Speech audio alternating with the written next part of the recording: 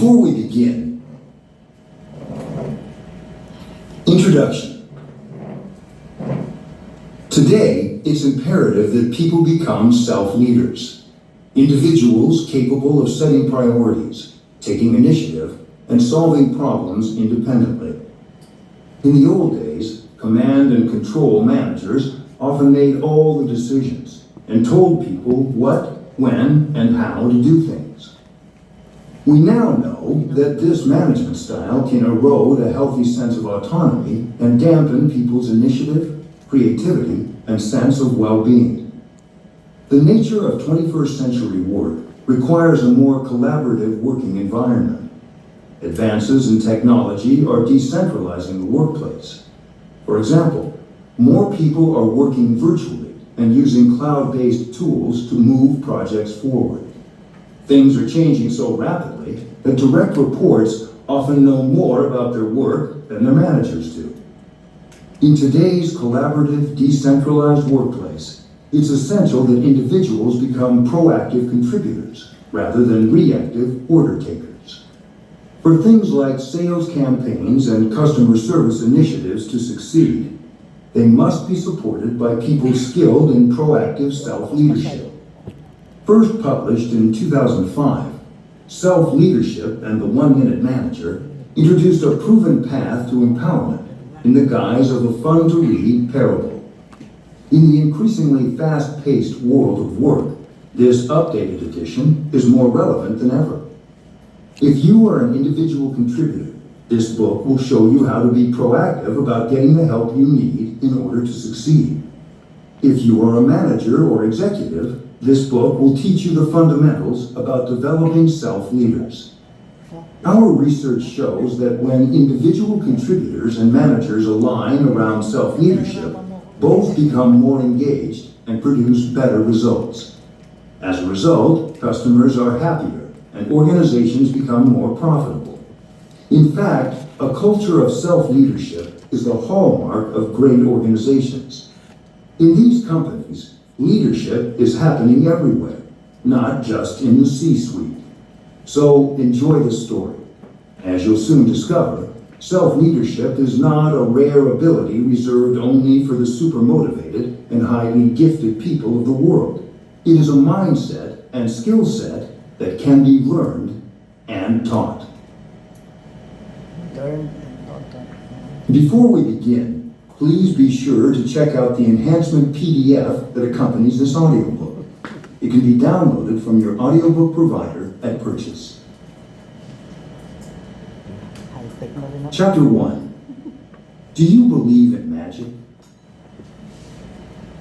Steve cleared his throat and looked around the conference room table. Welcome, everyone. After months of preparation, this was the moment he had been working so hard for. His first ad campaign presentation, and he was more than a little nervous.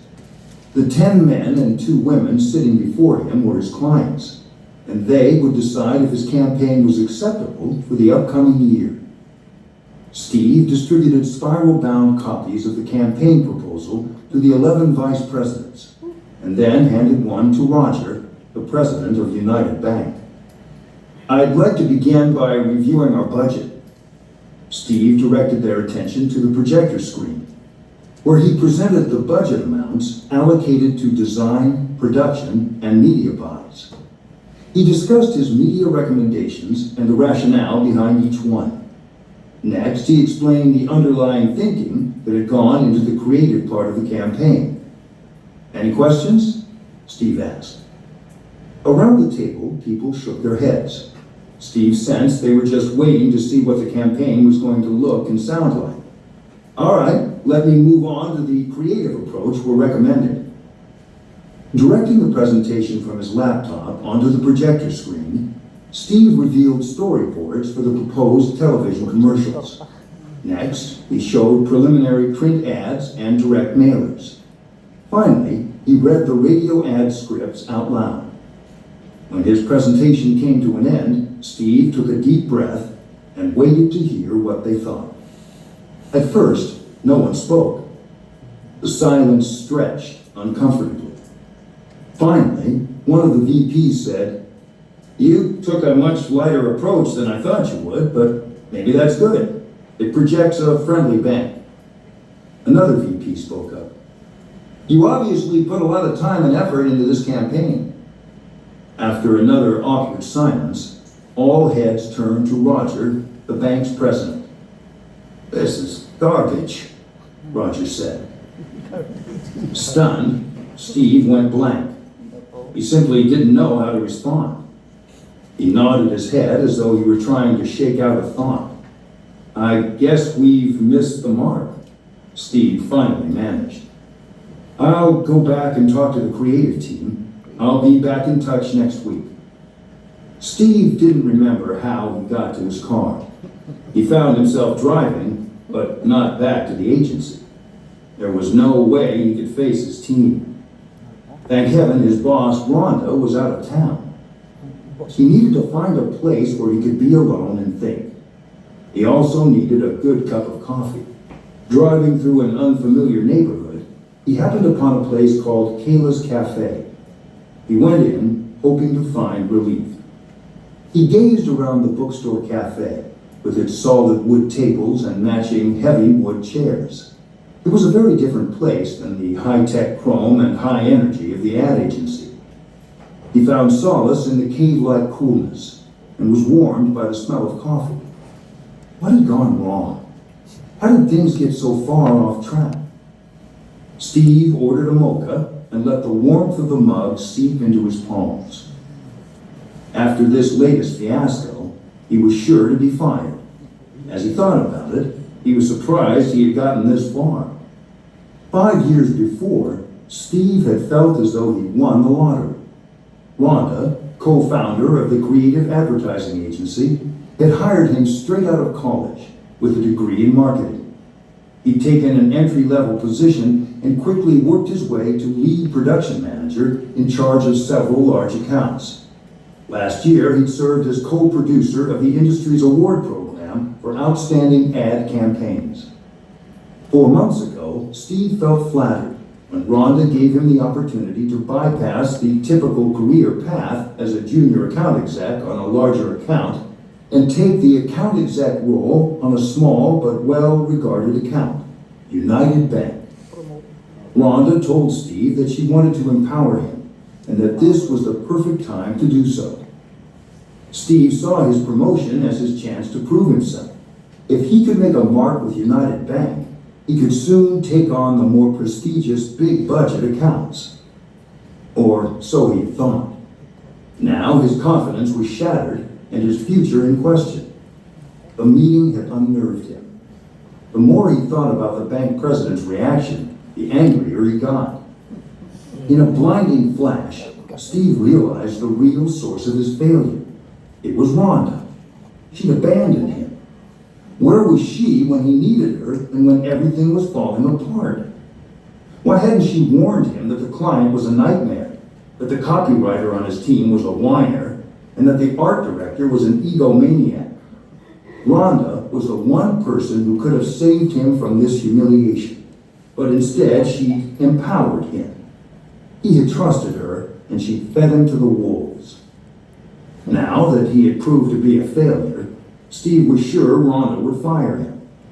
He decided to beat her to the punch. She wouldn't fire him. He quit.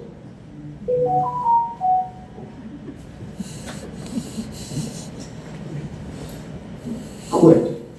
He pulled out a yellow legal pad and pen to begin drafting his resignation letter. He was just writing the first sentence when his attention was drawn to a group of young children trying to muffle their laughter as they gathered under a rustic sign claiming the area as Kayla's Magic Corner. He watched as a small, vibrant woman moved in front of the children and sat down on a simple wooden stool facing them. She rested her forearms on her thighs and leaned close to them. Not saying a word, she gazed intently at each child. Steve could have heard a pin drop. "I am Kayla," she said softly, enunciating each word as though revealing a great mystery. "And I am a magician." She told them about an old Indian mystic who taught her the art of mind over matter. To demonstrate, she pulled out 2 rubber bands, entwined them, and pulled and tugged to show that they could not be separated.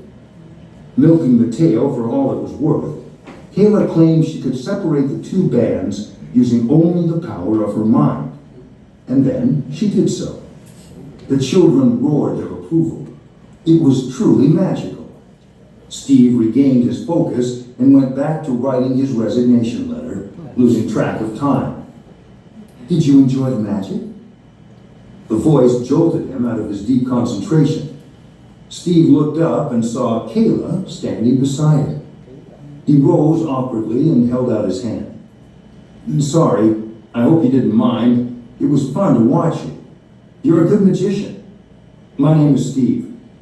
Mind? Not at all, the woman said as she returned the handshake. I was hoping you'd join in. My name is Kayla. I like that name. Kayla smiled. Thank you. My parents love the name because it means empowered in Hebrew. Maybe that's where I get my magical powers, she said with a laugh. Steve gave her a wistful smile. I remember when I believed in magic. I also remember how disappointed I was when I realized there was no such thing as magic. But don't get me wrong, I still appreciate the skill behind the tricks. You don't believe in magic, she said with a sigh. Too bad, because it looks as though you could use some. Steve was too startled to reply. He had no idea he was that transparent. Kayla pulled a chair over from the adjacent table and sat down, motioning for Steve to sit as well. Listen, she said, gazing at Steve with the same intense eye contact she'd given the children earlier. You are obviously a businessman, yet here you are in this bookstore at midday. You've barely touched your coffee and scone. Something is bothering you. Encouraged by her compassionate smile, Steve told Kayla his sad story, beginning with his excitement and pride at being given his own client after less than 2 years with the company. But it wasn't long before my dream turned into a nightmare, he explained. Even in the initial client meetings, we struggled to establish an advertising budget. I had developed media and production budgets in the past, but I couldn't tell the client what was appropriate for them. Nothing in those early meetings confirmed their good first impression of me or the agency, and it went downhill from there. There was no budget, no goals, and no strategy.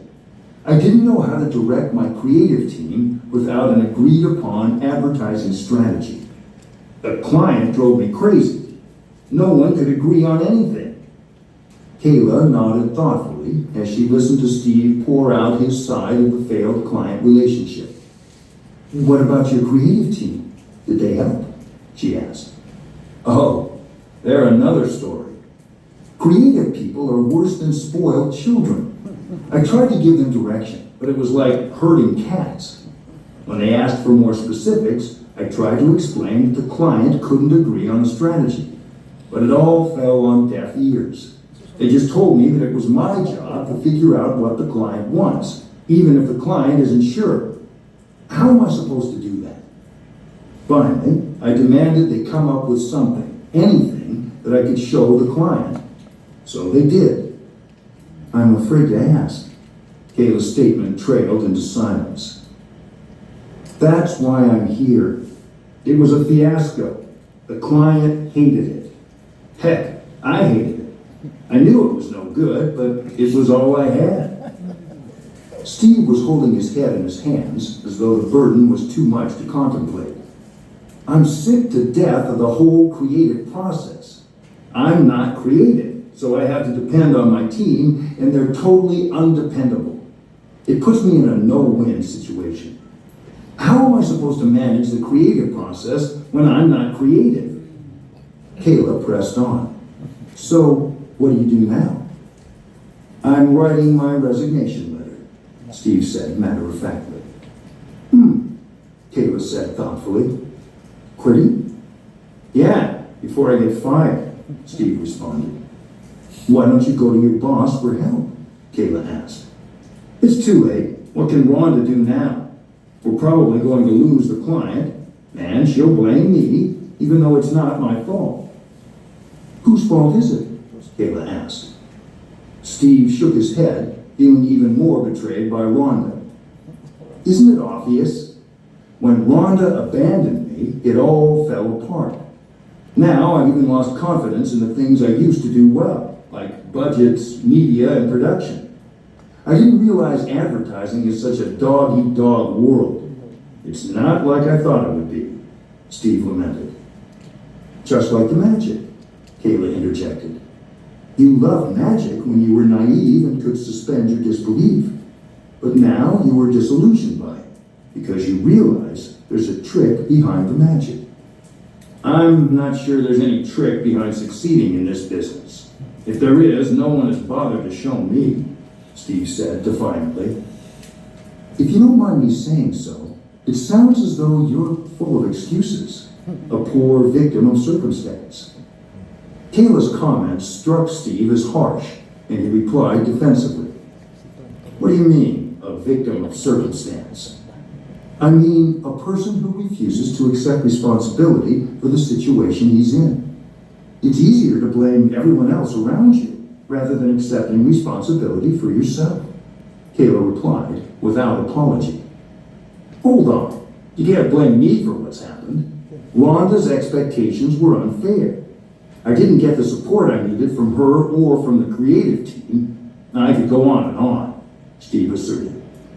So, continued Kayla, Rhonda should have known better than to delegate the account to you and give you the freedom to do your job, right?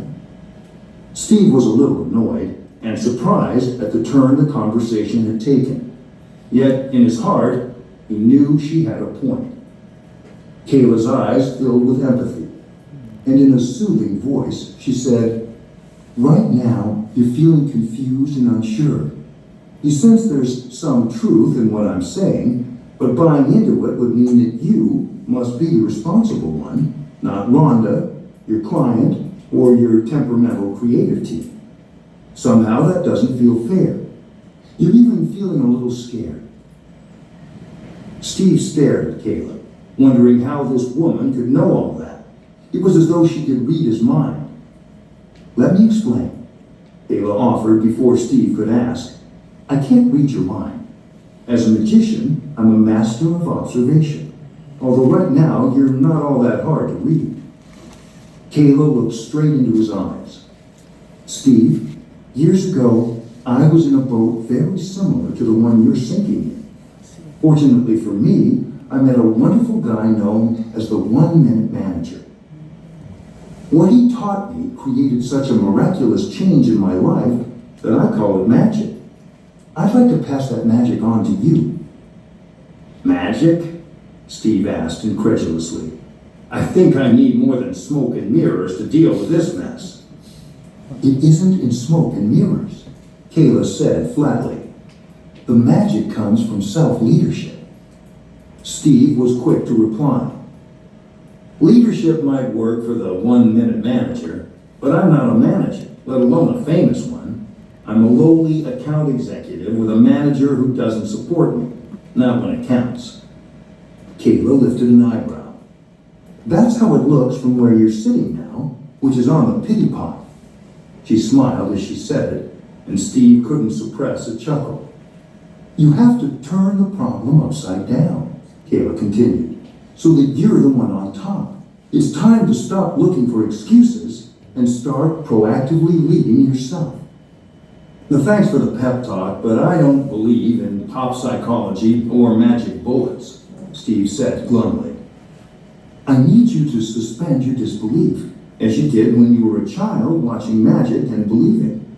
I need you to believe in the magic of self-leadership, Kayla said. Steve half grinned as he asked, all right, what's the trick? Actually, there are 3 tricks. I'll share them with you when you are ready. How do I know when I'm ready? You are ready for self-leadership when you accept responsibility for your own success. You mean I have to stop blaming Rhonda, my creative team, and the client, and look in the mirror at what I did or didn't do to succeed? Yes, she replied. You need to stop thinking of empowerment as a 4-letter word and realize that it is a grand opportunity. You need to start taking the lead to get what you need. There was a long pause as Steve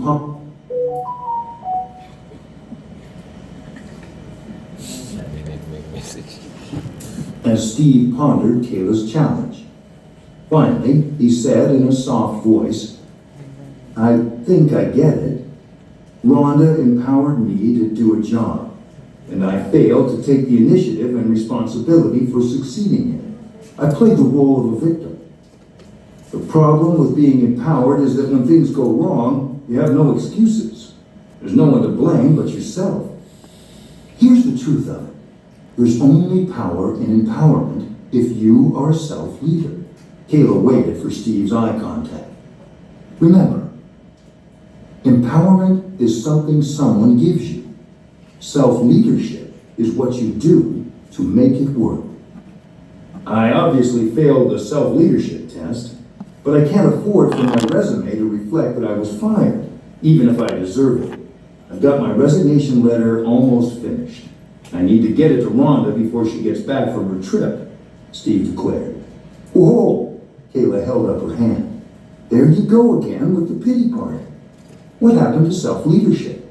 That's what I'm doing, Steve argued. I'm taking the initiative and quitting. Kayla shook her head and laughed. There are times when quitting is appropriate, but this isn't one of them. Why are you so convinced you don't have a chance? No one has actually warned you, have they? No, but I know what she will think, Steve said defiantly. Steve, is this statement true or false? People are not mind readers, so it is unfair to expect them to know what you are thinking.